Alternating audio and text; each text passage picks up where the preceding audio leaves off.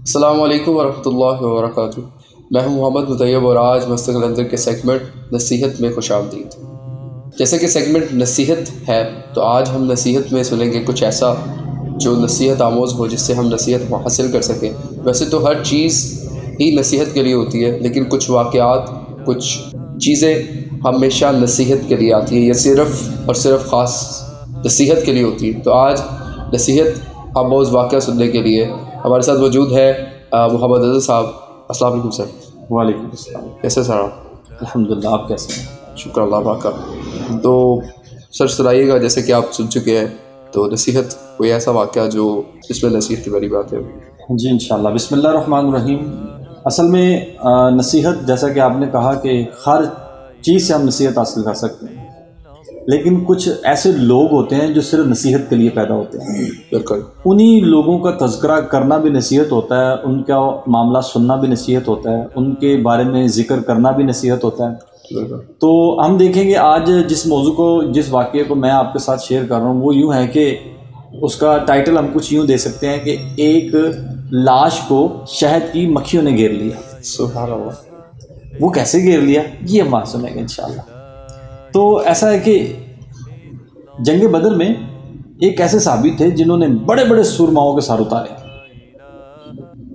بڑے بڑے کافروں کو انہوں نے جہنم واصل کر دیا، قتل کر دیا۔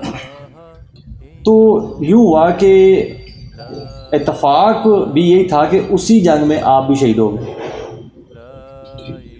جب آپ شہید ہوئے نا، تو جو بڑے بڑے سورما تھے نا، ان کے عزیز و اقارب نے مل کر پلان تیار کیا کہ یار ہمیں یقین نہیں ہو رہا کہ کون تم جو کہہ رہے ہو یہ صحیح ہے۔ واقعی وہ بندہ شہید ہو گیا؟ اس نے کہا ہاں وہ شہید ہو گیا۔ اس نے کہا اچھا ہمیں یقین نہیں ہو رہا، آپ ایسا کرو اس کے کچھ جسم کا ٹکڑا کاٹ کے لاؤ، اس کے جسم کا کوئی ٹکڑا کاٹ کے لاؤ گے تو پھر ہم یقین کریں گے کہ واقعی وہ بندہ شہید ہو گیا ہے جس بندے نے ہمارے اتنے بندے مار دیے ہیں۔ تو اب وہ کوئی ایک ٹیم جو تھی نا، انہوں نے تشکیل دی، تو ان پر انعام و اکرام بھی بہت اعلیٰ کر دیا کہ جی جو بھی کاٹ کر لائے گا کوئی جسم کا ٹکڑا تو میں اس کو فلاں دوں گا، میں اس کو فلاں دوں گا۔ انعام و اکرام کا بڑا انہوں نے واویلا کیا۔ تو اب آپ کو پتہ ہے کہ جب انعام کی بات ہوتی ہے تو رش لگ جاتا ہے نا، رش لگ جاتا ہے۔ تو وہاں پہ بھی رش لگ گیا۔ تو رش کے نزدیک اب وہ سارے مل کر اس لاش میں جسم میں سے کوئی نہ کوئی اعضاء کاٹنے کے لیے آئے، لیکن یہ تو طے ہے نا جی، جو رب کائنات کی محبت میں سرشار ہوتا ہے نا، پھر اس کے لیے تو یوں بھی ہوتا ہے کہ محمد کے غلاموں کا کفن میلا نہیں ہوتا۔ تو یہ جو جسم تو بڑی دور کی بات ہے، کفن بھی وہ میلا نہیں ہونے دیتا، تو جسم کیا کاٹنا تھا انہوں نے۔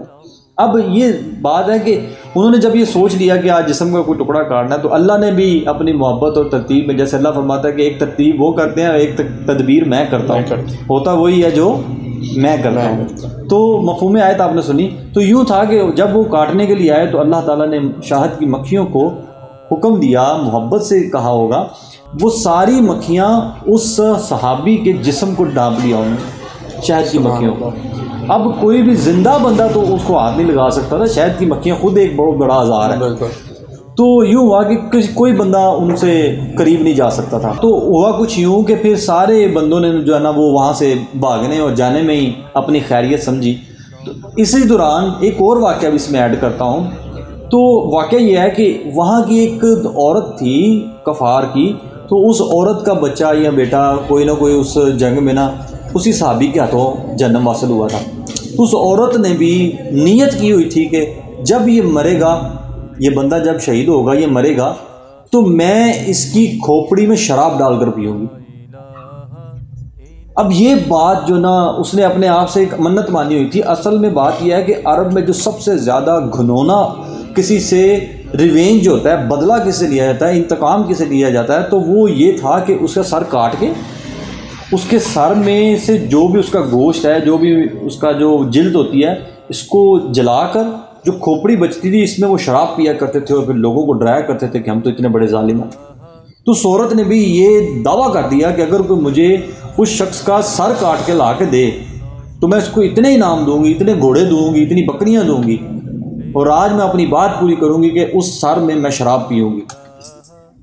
لیکن میں پھر وہی بات کروں گا کہ جس کو رب نے اپنی حفاظت میں لے لیا ہو اس کو کوئی چھیڑ نہیں سکتا۔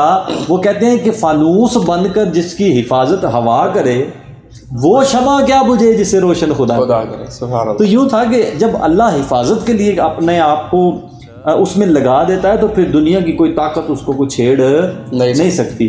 تو یوں تھا کہ مکھیوں نے گھیرا ہوا تھا۔ اب ذرا واقعہ ساتھ جوڑیے گا، مکھیوں نے اس سارے جسم کو گھیرا ہوا تھا، لیکن وہ کچھ جو انعام و اکرام کی بات ہو رہی تھی تو انہوں نے سوچا کہ ہم جو اس معاملے کو مکھیاں جو جائیں گی تب اس کے بعد ہم اس کا سر کاٹ لیں گے، لیکن وہ مکھیوں کے جانے کے انتظار میں بیٹھے ہوئے تھے۔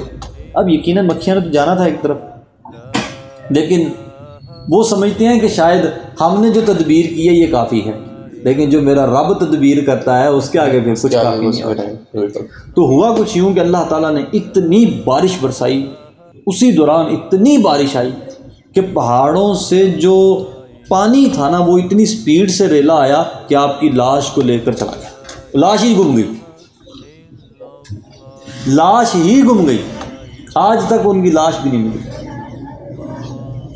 فرشتوں نے کیسے اس کو سنبھالا ہوگا، کیسے اس کو دنیا کی نظر میں اور کافروں سے بچایا ہوگا۔ اب سوال یہاں پہ دو طرح کا پیدا ہوتا ہے۔ ایک سوال یہ پیدا ہوتا ہے کہ کیا مرنے کے بعد جب کوئی، جیسا کہ حضرت امیر حمزہ جب شہید ہوئے تو وہاں کی ایک خاتون تھی، انہوں نے، اب وہ خاتون بھی بعد میں مسلمان ہو گئی، تو انہوں نے آپ حضرت امیر حمزہ کا کلیجہ نکالا اندر سے اور اس کو دانتوں سے چبایا، اور یہ بھی مرنے کے بعد تھا۔ تو کیا اس کی حفاظت نہیں کی؟ بات یہ تھی کہ جب اللہ کو چیلنج کوئی کرتا ہے تو پھر اللہ اس کی حفاظت بھی کرتا ہے۔ تو یہ بات تھی۔ تو جب انہوں نے یہ اللہ تعالیٰ سے مقابلہ شروع کیا کہ جی ہم ان کو کاٹیں گے، تب اللہ نے پھر اپنی تدبیر کے ساتھ ان کو بچا لیا۔ تو یوں تھا کہ اس میں ہمیں سیکھنے کے لیے یہ مل سکتا ہے، نصیحت ہے ہمارے لیے کہ جس نے زندہ بھی اللہ کے دین کی حفاظت کی، اللہ اس کی میت کی بھی حفاظت کرتا ہے۔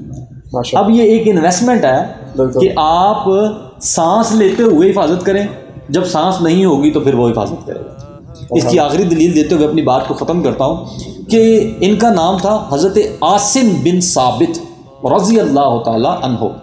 یہ جو صحابی تھے، انہوں نے جب اسلام قبول کیا تو انہوں نے ایک اپنے آپ سے عہد کیا کہ نہ میں کبھی کسی کافر کو ہاتھ لگاؤں گا اور نہ اپنے جسم کو کبھی کافر کو چھونے دوں گا۔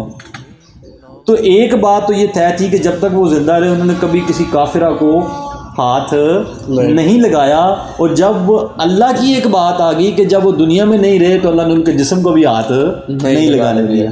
تو یوں تھا کہ جب کوئی اللہ کے سپرد اپنا آپ کر دیتا ہے، نصیحت میں ہمیں یہ ملتا ہے تو اللہ اس کی میت کی بھی حفاظت کرتا ہے اور اس کو کسی ایرے گہرے کو ہاتھ نہیں لگانے دیتا اور اپنی طرف قبول کر لیتا ہے۔ اگر کسی کو نہیں پتا وہ کہاں ہے تو پھر یقیناً اللہ کو تو پتہ ہے نا وہ کہاں ہے۔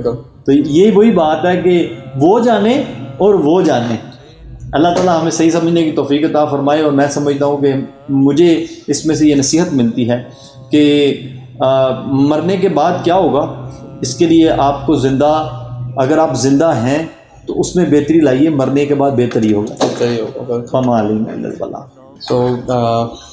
بہت اچھی نصیحت تھی اور کافی کچھ اس میں سے سیکھنے کو ملتا ہے۔ جیسے انہوں نے کہا کہ دنیا میں دین کی حفاظت کر لیں، پھر دنیا کے یعنی کہ اس دنیا سے آپ کے جانے کے بعد اللہ آپ کی حفاظت کرے گا۔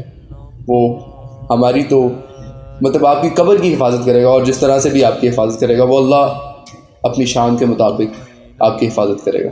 تو ہمیں اپنے دین کی حفاظت کرنی ہے اور اپنے بہت سارے معاملات میں اپنی زبان کا خیال رکھنا ہے کہ کہیں ہم غلطی میں، غصے میں یا مایوسی میں اللہ سے چیلنج نہ کر بیٹھیں، اس کے سامنے آ کر کھڑے نہ ہو جائیں۔ آج کے لیے اجازت دیں۔ السلام علیکم ورحمۃ اللہ وبرکاتہ۔